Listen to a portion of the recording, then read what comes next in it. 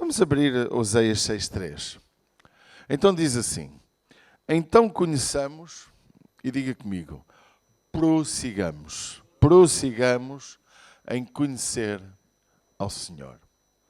A sua saída como a alva é certa, e Ele nos virá como chuva serôdia que rega a terra. Amém? Conheçamos e prossigamos em conhecer ao Senhor como a alva será a sua saída, e Ele a nós virá como chuva serôdia que rega a terra. É um versículo tão interessante, porque há aqui uma insistência no conhecimento. Há o desejo de Deus que conheçamos. Note que nós temos Oséias, um dos profetas menores, um homem que teve uma experiência como profeta bastante estranha. Note que Oséias, ele teve um casamento que a mulher o traiu como se fosse uma verdadeira prostituta. Deus, segundo consta o texto, parece que o orientou a casar com alguém. Claro, há muita divergência de opinião sobre o casamento de Oséias, mas Deus, com o casamento de Oséias, usou o próprio casamento para mostrar que o povo estava infiel, que o povo estava traindo ao Senhor. E para não ter ilações precipitadas quando houve o que acabei de dizer, mas leia. Oséias, ele vive, é um profeta para o reino do norte, para Israel, não Judá, onde está Jerusalém, mas sim a parte, porque um dia o povo de Deus se dividiu em dois povos, em dois reinos, em duas nações, mas Deus, para ele, a divisão só existia na cabeça dos homens, porque Deus sempre se preocupou com os dois lados. E é interessante nós olharmos que Oséias, ele estava na iminência de ver a destruição desse reino, não é? Que seria depois atacado pela Assíria, seria mais tarde levado, deportado e se espalhou pelo mundo e quase perdeu a identidade das várias tribos do norte. E é então tão interessante que Deus, o livro de Oséias, é um clamor, é uma declaração de Deus ao homem para que o homem não seja infiel, para que o homem se preocupe com o mais importante. Curiosamente, o tempo também em que Oséias viveu no seu reinado, porque só há dois profetas que profetizaram exclusivamente para este reino do norte, Israel, e é tão interessante que este povo, este reino, estava a viver um tempo de imensa prosperidade. Vivia muito próspero, de tal maneira que se preocupavam de facto em fazer sacrifícios ao Senhor, despreocupando-se com o mais importante que sacrificar, que é obedecer, como diz logo no versículo 6 do mesmo capítulo que acabamos de ler, porque eu quero misericórdia e não sacrifício, e o conhecimento de Deus mais do que holocaustos. Ou seja, o povo vivia uma prática religiosa financeira, como que nos nossos dias basta dar o meu dízimo e está tudo resolvido. Não. O que Deus quer de nós é muito mais do que isso. Deus não quer o teu dízimo só. Ele quer o teu conhecimento sobre Ele. Ele quer a tua misericórdia sobre o que significa viver em misericórdia. Conhecer ao Senhor. E o versículo 3, o profeta Oséias, ele realmente fala, conheçamos, mas não fiquem só por conhecer, e prossigamos em conhecer ao Senhor. Há duas áreas sobre o conhecer ao Senhor. Primeiro é uma área intelectual, é uma área prática do conhecimento. Pode ser o conhecimento histórico sobre Deus, o conhecimento sobre aquilo que está escrito, sobre a Bíblia. É muito importante isso. Conhecer ao Senhor através da sua palavra, pois a sua palavra é aquilo que rege e deve reger a nossa vida. Mas também podemos falar sobre o conhecimento espiritual, isto é, a nossa intimidade com Deus, a nossa relação pessoal com Deus. Porque há uma coisa que nós muitas vezes não entendemos, é que Deus não se quer só manifestar no intelecto, Ele quer se manifestar no coração. Amém? Ele quer fazer parte de nós. Ele quer habitar em nós. Ele quer, vamos dizer uma palavra herética, incorporar em nós, não é? Isto é uma palavra que não se usa no conceito religioso evangélico, porque isso é espírita, incorporar. Então, mas Deus diz, eu e o Pai faremos morada em vós. Lembram-se? Então Ele quer morar em nós. E o nosso conhecimento de Deus abrange essencialmente estas duas grandes vertentes, o conhecimento intelectual e o conhecimento emocional, espiritual, mais do que também intelectual. Por exemplo, há pessoas que conhecem muito o Senhor, têm uma vida íntima com Deus, muito em relação à segunda área e menos em relação à área que nós devemos estudar, a área mais intelectual. E é importante concentrar as duas áreas. Note que no Antigo Testamento Deus dizia para ler a lei, e ler a lei significava ler tudo, pelo menos 5 em 5 anos. Para quê? Para que não esqueçamos o que está escrito.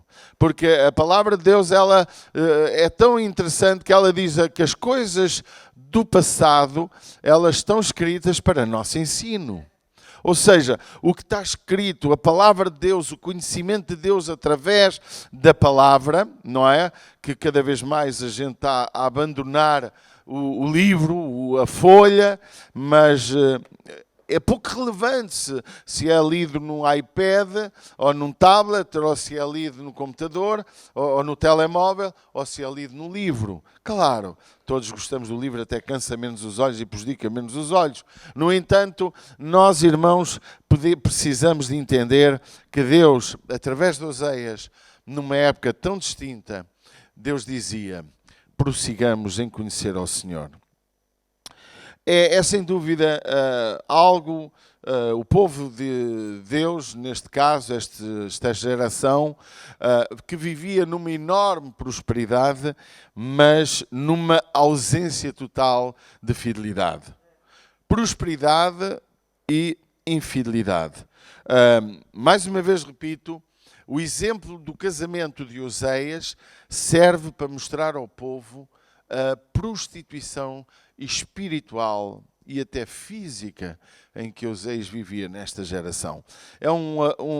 Era um atentado à pureza, um atentado àqueles que se diziam cristãos, que até eram fiéis nas suas ofertas, até pareciam que eram fiéis nos sacrifícios, mas que Deus dizia, cuidado, porque mais importante é a misericórdia. Mais importante é o amor. Se nós reportarmos ao tempo de Jesus, nós vamos lembrar Jesus no que ele disse, não é? Este povo me honra com a sua boca, mas o seu coração está longe de mim. O Senhor Jesus também disse aos fariseus que eles eram sepulcros bonitos por fora, mas podres por dentro. E o Senhor Jesus disse aos fariseus também, no seu tempo, vós obrigais a viúva a dizimar sobre as coisas pequenas, o cominho, a hortelã, mas vocês esquecem-se do mais importante que a lei menciona, amor e misericórdia. E nós, igreja, temos que conhecer ao Senhor de uma forma intelectual para percebermos como também agir em nossa vida. Temos que conhecer Deus nos seus atributos, nas suas características em que são tão importantes. Os atributos mostram de facto quem Deus é, e até mostram o que Deus faz, mas nós temos que entender que Deus quer que nós sejamos não só conhecedores dele, mas propagadores do seu Evangelho. Não é em vão que Jesus só veio à Terra para cumprir 2 propósitos. O primeiro foi para nos salvar de uma condenação plena. E, mais uma vez, o casamento de Oseias mostra o amor e a misericórdia de Deus para com alguém que se prostituiu, para com alguém que fez mal, para com alguém que traiu Deus, que Deus continua lá para nos socorrer. Por isso que Oseias é uma lição enorme para cada um de nós. E claro que isto é como se fosse uma introdução ao livro de Oseias, porque muitas vezes nós temos tanta bênção na Bíblia e não estudamos o porquê de algumas coisas. Tal como nós pecamos, tal como nós erramos, tal como nós falhamos. E Deus mostra aqui que a misericórdia dele permanece presente e ativa. Olha o que diz Oseias 4:1. ouvi a palavra do Senhor, vós filhos de Israel, porque o Senhor tem uma contenda contra os habitantes da terra, porque não há verdade, nem benignidade, nem conhecimento de Deus na terra. Veja como Deus fala a este povo, a esta geração. Não há, Deus tem uma contenda. E queridos, deixe-me dizer-lhe, não queira que Deus tenha uma contenda consigo. Deus é um Deus de bondade, de amor, de misericórdia, compassivo, longânimo, tardio em se irar, diz a Bíblia, mas Deus é Deus e Deus é justo. E não podemos, irmãos, desentender aquilo que Deus nos fala na sua palavra, que nem para sempre Deus contenderá. Que o homem, se o homem resiste à voz do Espírito Santo, se o homem rejeita a orientação de Deus, se o homem rejeita o propósito de Deus para a sua vida, Deus não pode fazer mais nada.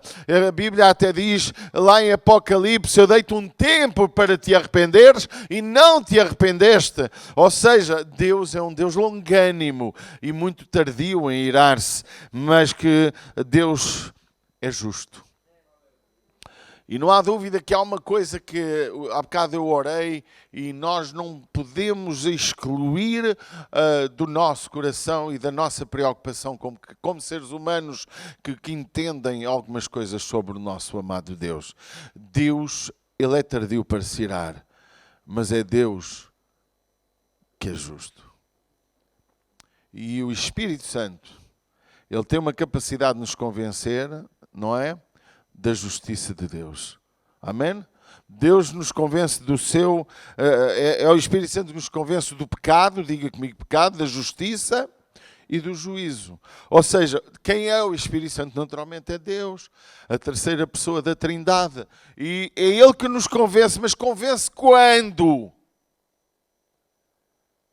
Deus não me convenceu, o Espírito Santo não me convenceu, eu não posso fazer nada. Mentira! Sabe quando é que Deus nos convence? Quando paramos para ouvi-lo. A Bíblia diz, em Romanos 10:17, que a fé vem pelo ouvir da palavra de Deus. Logo, se eu ouço a palavra, eu ainda tenho a capacidade de ser convencido. Se eu não ouço a palavra, não sou convencido. Olha o que recordam-se o que acabámos de ler, não é? Filhos de Israel, o Senhor tem uma contenda contra os habitantes. Mas se você avançar para o versículo 6, Deus diz assim: o meu povo, 4:6 de Oseias, por favor. O meu povo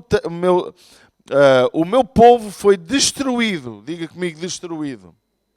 Porquê? Porque lhe faltou conhecimento. O conhecimento, porque tu rejeitaste o conhecimento, também eu te rejeitarei, para que não sejas sacerdote diante de mim, visto que te esqueceste da lei do teu Deus, também eu me esquecerei dos teus filhos.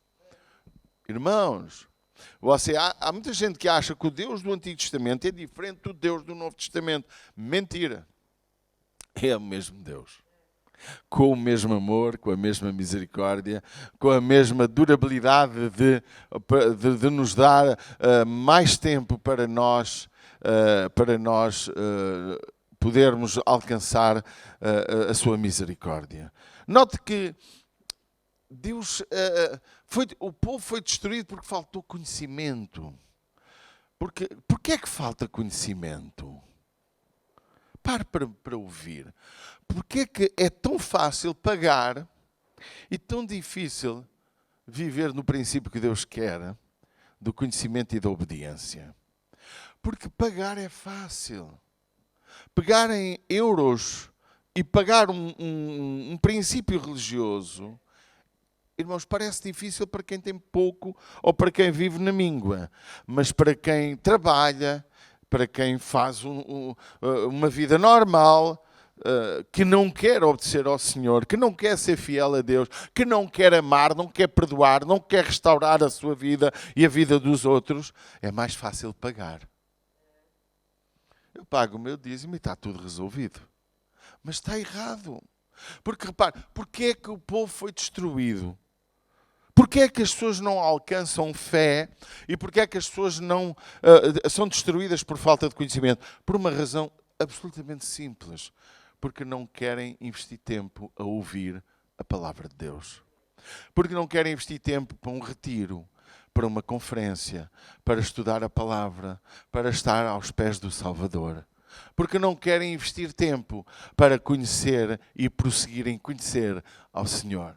Porque muitos acham que já sabem, que já conhecem, já aprenderam, já desde pequeninos que sabem aquilo tudo.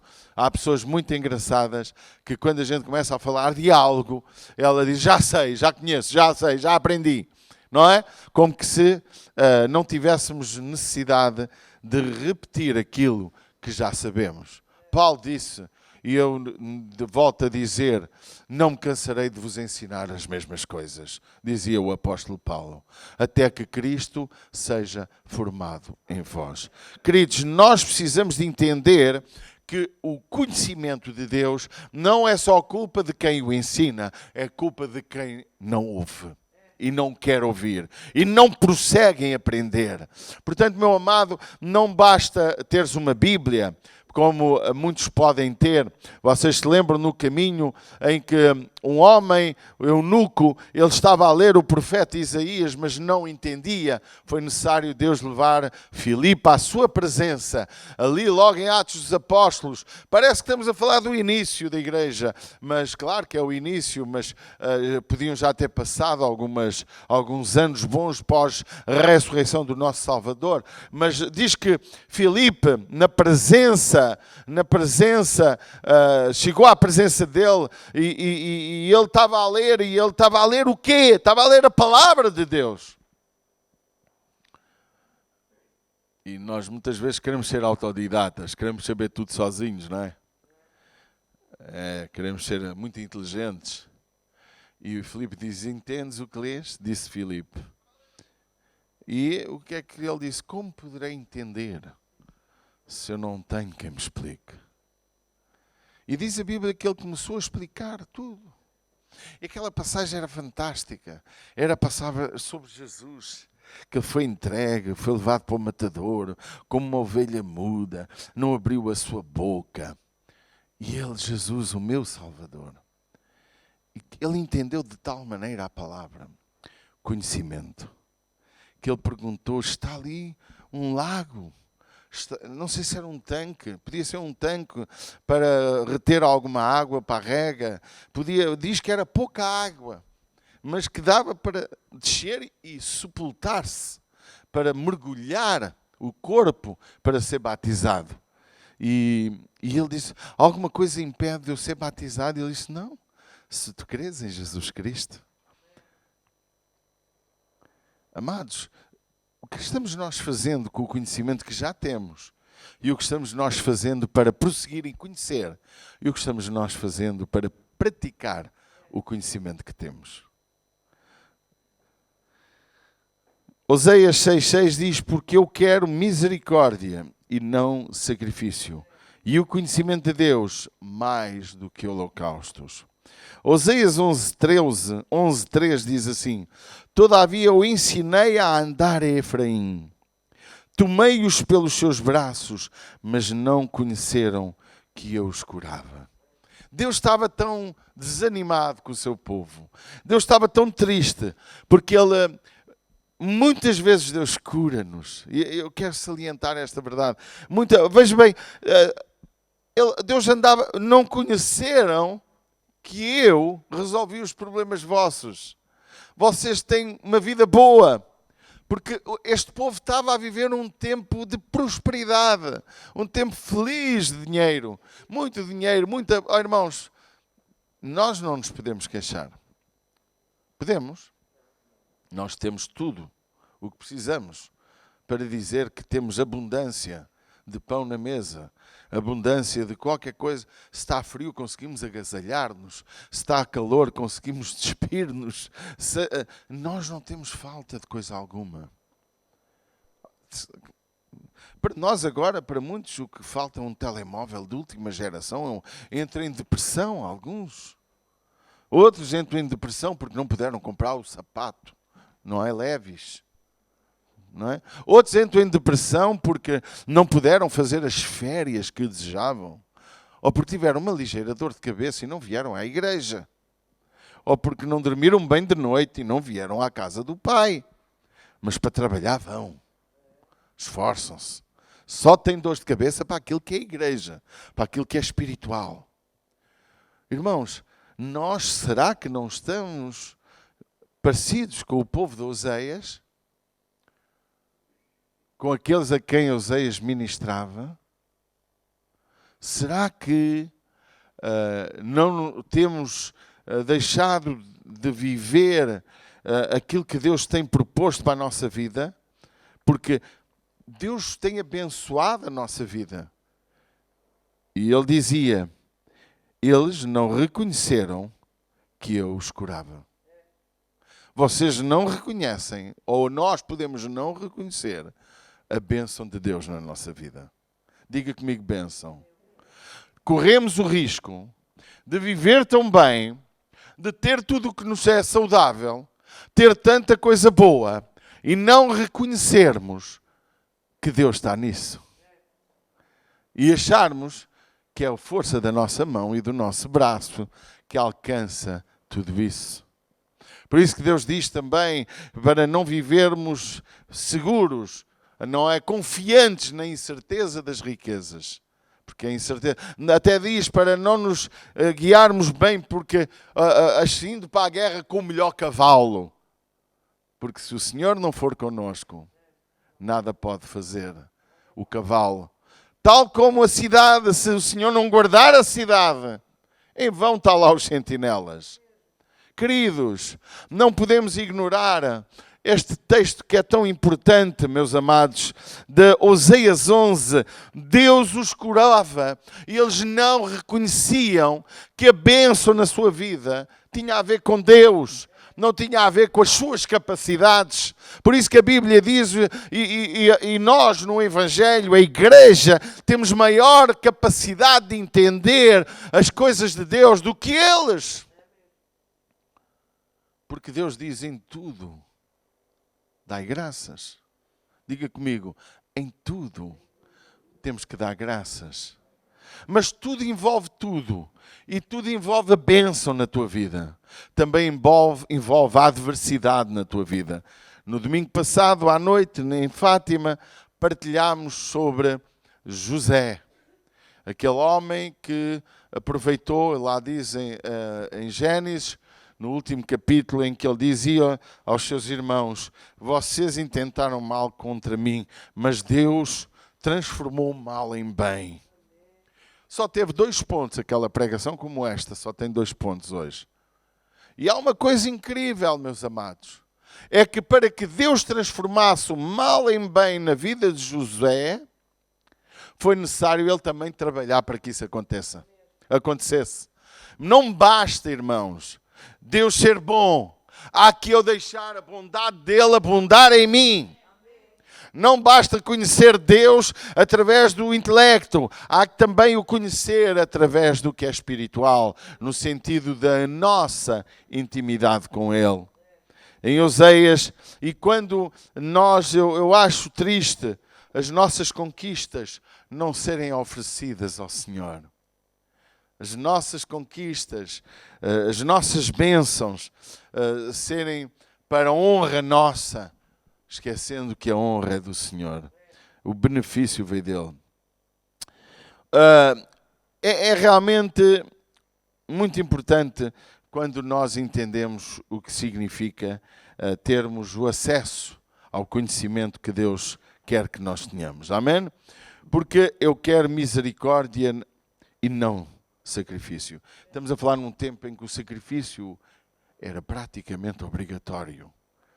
Mas Deus não queria sacrifícios sem amor e misericórdia.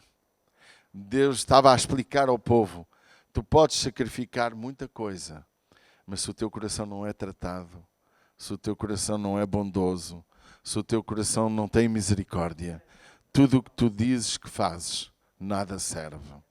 Podemos, irmãos, ter bonitas intenções, mas as intenções às vezes não chegam. Há que as viver da forma certa. O segundo aspecto é realmente conhecer Jesus, conhecer Deus de uma forma íntima. Muitos textos podíamos falar. Quando o apóstolo fala sobre a nossa intimidade com Deus, quando o salmista, quando tantos textos da Bíblia revelam que mais vale um momento na tua presença que noutro lugar mil. Irmãos, a igreja tem que aprender, nós temos que entender que o conhecer, quando a Bíblia diz conheçamos e prossigamos em conhecer ao Senhor, isto não envolve só intelecto, envolve algo muito íntimo. Deus se quer fazer conhecido. Não é em vão que Jesus disse à mulher samaritana, se tu conhecesses quem fala contigo, se tu conhecesses o dom de Deus.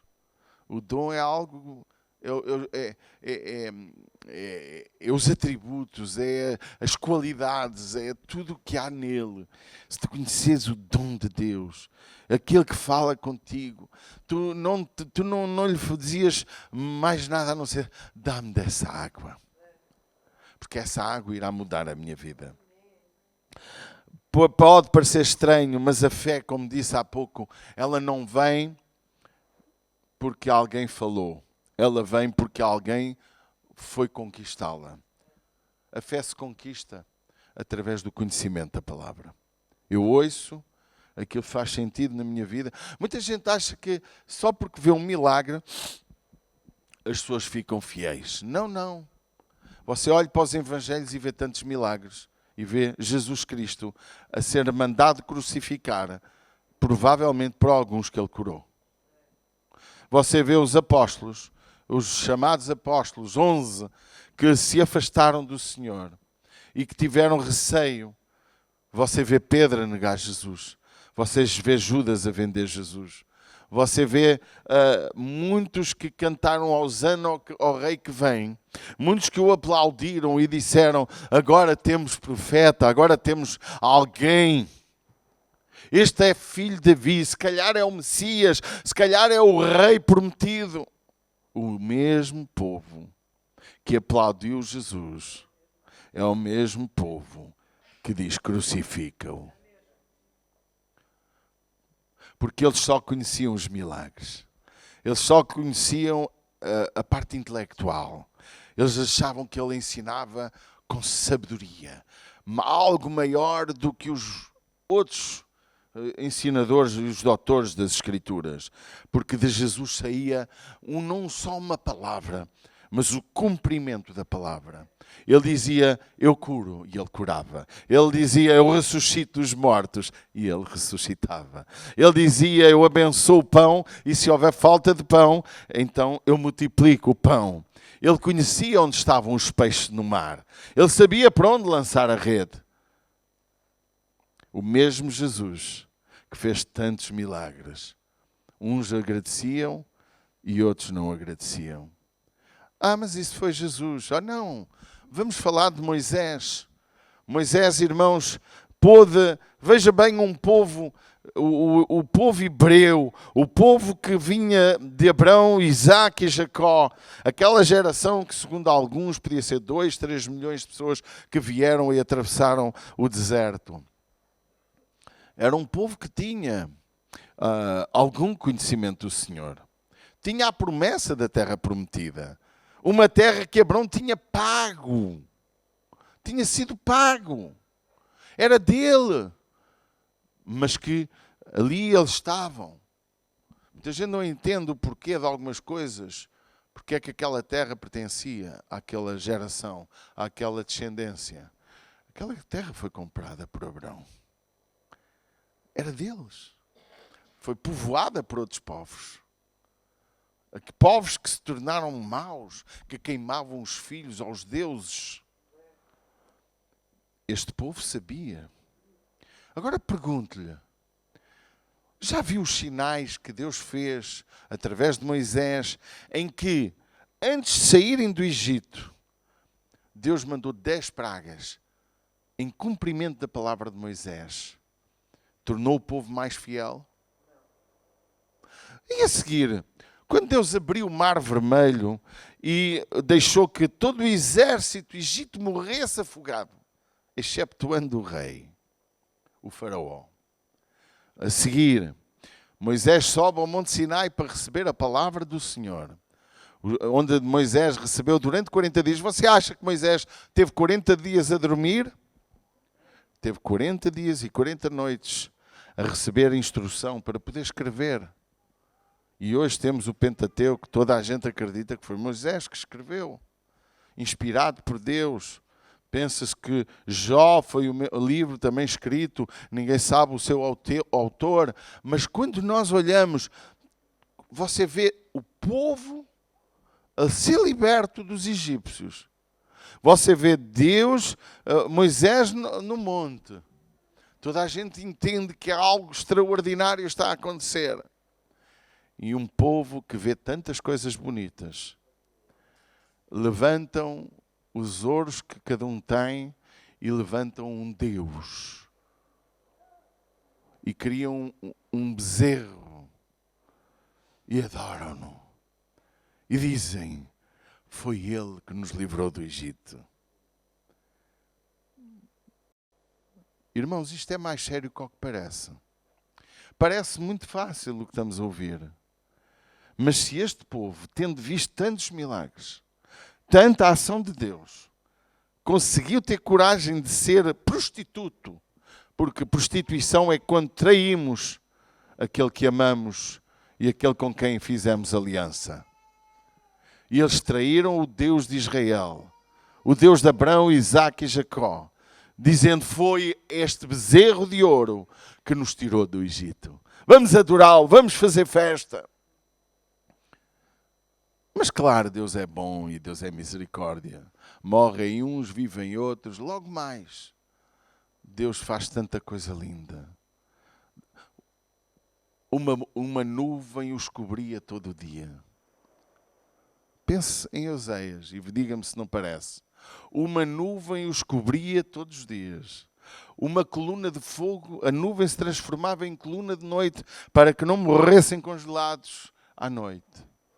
O maná caía do céu todos os dias para eles comerem. À sexta dobrava o maná para terem comida para o sábado. Meus irmãos, como é que um povo destes consegue ser tão infiel ao Senhor? E no dia que estavam para conquistar a terra, mais vale ter morrido no deserto, ou mais vale ter voltado para os egípcios. Vamos morrer no deserto, ignorando toda a bênção, esquecendo que Deus os curava. Não esqueça o versículo, não esqueça o que eu li em Oseias 11:13. Todavia eu ensinei a andar a Efraim. Deus nos ensinou a andar. Diga amém. Coloque-se como Efraim. Deus nos ensina a caminhar. Mas, olha o que diz, meus amados. Tomei-os pelos seus braços. Deus nos colocou aos seus braços. Amém? Mas, diga mas. Quando Deus diz um mas, é uma desgraça. Mas não conheceram, não me conheceram, não conheceram que eu os curava, que eu cuidava deles, que eu os protegia, que eu fazia coisas boas. Queridos, corremos o risco de ser igreja nos nossos dias a viver desta maneira. Corremos o risco de ter tanta bênção do Senhor, de Deus nos curar, nos abençoar, nos prosperar, e nós não reconhecermos que vem dele. É um alerta.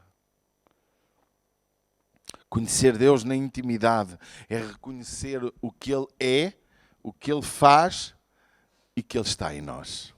É conhecer Deus de facto no nosso tempo que nos ajoelhamos para falar com Ele. Irmãos, eu não sei quanto tempo tu estás gastando na tua intimidade. Não é aqui, irmãos, porque vir às 9 para estar aqui 15 minutos ou 10 em oração, não é aí que tu vais conhecer assim muito o Senhor, mas é lá em tua casa, no teu quarto, onde a tua mulher nem vê, nem ninguém. É naqueles momentos que não há máscara. Porque aqui todos podemos criar uma máscara. Aqui todos podemos parecer mais santos. Mas o que conta é o que está cá dentro. E Deus conhece o que está dentro. Nós só conseguimos ver a casca. Mas Ele, e até Deus diz na sua palavra, que o nosso coração é enganoso. Por isso que a nossa intimidade com Deus tem que ser balanceada com a palavra. Porque podemos ter sentimentos errados, podemos ter orientações espirituais erradas, podemos achar que Deus nos manda fazer uma coisa que não manda, que vai contra aquilo que é o seu princípio, e nós temos que conhecer Deus de uma forma íntima. Ontem as mulheres tiveram um tempo fantástico, algumas se calhar não, porque não se abriram, ou porque não ficaram até ao fim, ou porque, enfim, cada um, olha, é responsável por si próprio.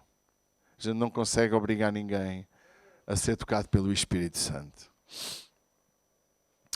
Mas todo aquele que vem à presença de Jesus como criança, todo aquele que se inclina diante de Deus e diz: papai, olha, tu conheces-me. O salmista dizia: tu me conheces. Quando eu me deito, quando eu me levanto, ainda antes que haja uma palavra na minha boca, tu conheces. E quando nós chegamos à presença do Rei, numa atitude de dizer: Deus, eu costumo dizer, quem sabe tu não acreditas em Deus. Há muita gente que anda na igreja e não acredita em Deus. Porque a sua obra, os seus feitos, as suas ações revelam uma descrença. Podemos saltar da descrença para a infidelidade, claro que sim. Mas, irmão, quando a gente coloca tudo à frente de Deus, quando Deus se torna o segundo do nosso caminho, a segunda decisão, a segunda opção, quando tudo na minha vida é mais importante que tudo o que há em Deus e os projetos de Deus, as atividades de Deus reveladas através da igreja, o nosso serviço, o nosso investimento na vida dos outros, o que tu vais levar para os céus, mais do que qualquer oferta que tu possas dar, é o que tu investes na vida dos outros. É o teu amor revelado, ativo na vida do teu próximo. Porquê, irmãos? Porque conhecer Deus é mais do que saber intelectualmente ou até espiritualmente. Quando Deus se revelou ao seu povo e batizou com o Espírito Santo em Atos dos Apóstolos capítulo 2, aquela ação de poder e de unção e de presença e de glória e aquela ação que levou o povo a sentir-se tão feliz, porque onde o Espírito Santo habita a alegria, amém? Do fruto do Espírito, uma característica do fruto do Espírito é gozo, é alegria. Amém? Alegria quando? Quando não há momento para ter alegria. Alegria quando não há qualquer razão para ser feliz. E eu sou.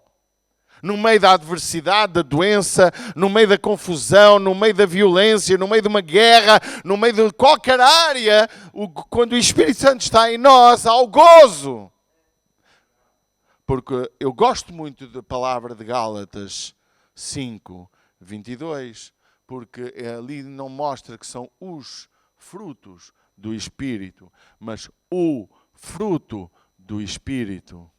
Porque deve fazer parte em todos nós aquelas 9 características do novo nascimento. Se alguém vive uma vida infeliz e triste, é porque o fruto do Espírito não está nele.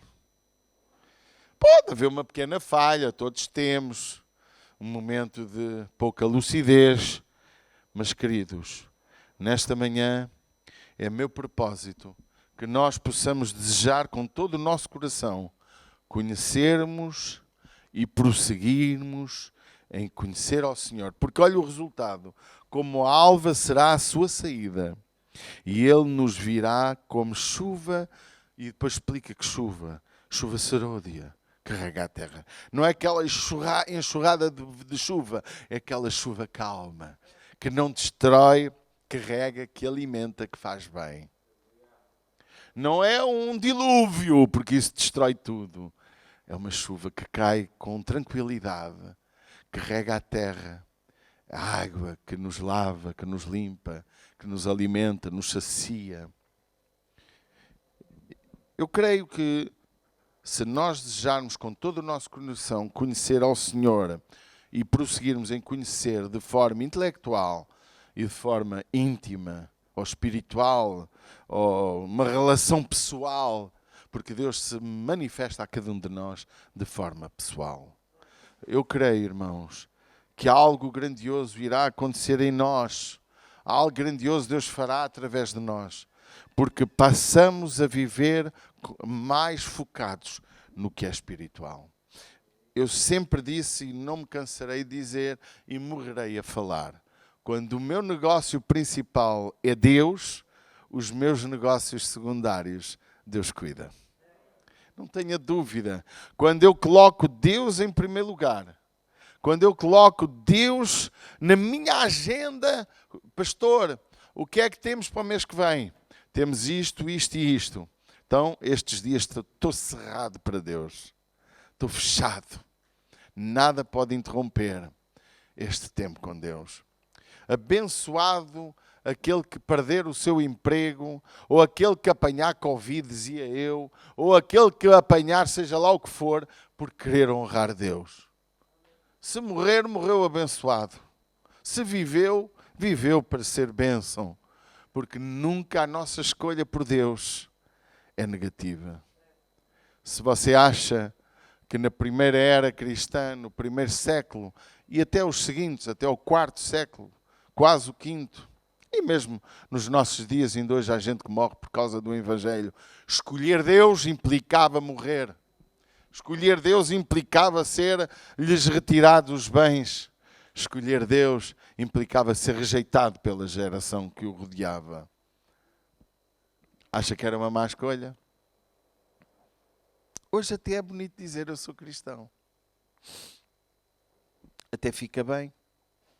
Até se disser, você pertence a que igreja? Olha, eu pertenço à igreja ICIR. E dizem assim, mas que igreja é essa? Não interessa que igreja é essa. Eu sou filho de Deus Altíssimo, pertenço a uma igreja onde sou corpo, onde eu pertenço, onde eu vivo, onde eu trabalho em prol de fazer ser conhecido Deus. Amém? Irmãos, placas não há no céu. Mas ninguém entra no céu sem amor e misericórdia. Não vai entrar gente que a gente nem imagina. Há pessoas que irão ser salvas pela sua consciência. Há pessoas que irão ser salvas porque tinham uma consciência e não conheceram muito de Deus. Mas a sua consciência os levou a viver uma vida de justiça. E Deus, de alguma maneira, o salvou. Não me pergunto como. Deus é amor. Eu estava a ler um versículo, irmãos, que diz, se a memória não me rouba, em Hebreus. Acho que é Hebreus. Que é muito simples, eu transfiro já. Valia mais alguns não terem conhecido Deus do que conhecendo. Fazem o que fazem. Não diz assim, diz de outra maneira. A Bíblia diz que há maior rigor para quem conhece do que para quem desconhece. Só que nós achamos que estamos no tempo da graça, porque Deus já não manda um foguete, um raio, não abre um buraco no chão para morrermos por causa dos nossos pecados. E achamos que Deus é passivo, que Deus nos ignora os nossos pecados. Queridos, vamos procurar conhecer ao Senhor e fazê-lo conhecido. Como uma das grandes missões da igreja foi evangelizar o mundo. Amém? Não precisamos de ir para todo lado, como muitas comunidades querem estar nos países todos. Graças a Deus que há em todo o mundo igrejas a pregar o Evangelho. Não, muitas vezes Deus não quer que a gente vá, pode querer que a gente contribua, pode querer que a gente ajude, mas amados, vamos nos preocupar com o nosso conselho, com os nossos amigos, com os nossos vizinhos, não só em conhecer Deus, mas levá-los a prosseguir em conhecer, porque nunca sabemos demais. Ontem estava falando com alguém e dizia, nós podemos ser sábios em muita coisa, Mas quanto mais sábio for o homem, mais ele reconhece que precisa de aprender. Quanto mais ignorantes somos, mais achamos que sabemos tudo. Desculpe, mas é verdade. Isto é filosofia, mas é uma filosofia muito certa. Às vezes nós precisamos de ouvir os nossos filósofos para entender algumas coisas, para sermos confrontados. E Jesus falava muito sobre o que os filósofos falavam. E arrumava a filosofia. Porquê? Porque muitas vezes nós estamos habituados a conceitos. Estamos na época do tudo é relativo. Mas, amados, a palavra de Deus não tem relatividade. Tem pontos difíceis de entender. Quando relativamos tudo, nada é certo. No momento em que tu consideras que a palavra de Deus não é a palavra de Deus, mas contém a palavra de Deus, tudo muda. Porque tudo é questionável. Esta é a palavra de Deus. Não contém, é. Ai, pastor, mas tem coisas de homens. Pois tem, porque é a palavra de Deus, para que o homem entenda o que fazer e o que não fazer. Os bons e os maus exemplos de homens são para nós aprendermos. Vamos ficar de pé. Eu não dei muito ênfase à parte íntima de conhecer Deus. O tempo esgotou, não quero demorar-me. Mas vamos fechar os nossos olhos. Eu convidava o louvor para subir. E vamos fechar os nossos olhos e vamos dizer: Deus, eu prefiro nesta manhã levar-te à intimidade com Deus. Levar-te a buscar a Deus com todo o teu coração.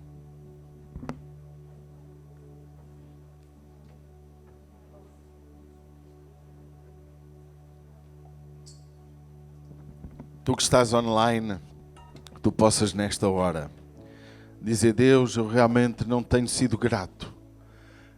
Eu não tenho reconhecido todos os benefícios que me tens dado. Que nesta manhã o Espírito Santo possa mudar o nosso coração. Pai, em nome de Jesus, toma-nos em tuas mãos. Limpa os nossos corações de tudo aquilo que tem beliscado a nossa fidelidade. Tem roubado a nossa visão certa sobre ti. Por isso, nesta noite, Espírito Santo, nós entregamos a nossa vida em tuas mãos e rogamos a tua intervenção para que tu possas mudar as nossas vidas, transformar os nossos corações e que possamos daqui para a frente querer te conhecer, mas não ficar só num conhecimento básico. Queremos prosseguir em conhecer-te, mas não ficar só num conhecimento intelectual. Queremos ser íntimos contigo. Queremos estar na tua presença. Queremos buscar a tua face. Queremos ser verdadeiros adoradores, porque a tua palavra diz que tu buscas verdadeiros adoradores, que te adoram em espírito e em verdade. Toma para ti, Deus, toda a honra e toda a glória, em nome do teu Filho Jesus. Amém.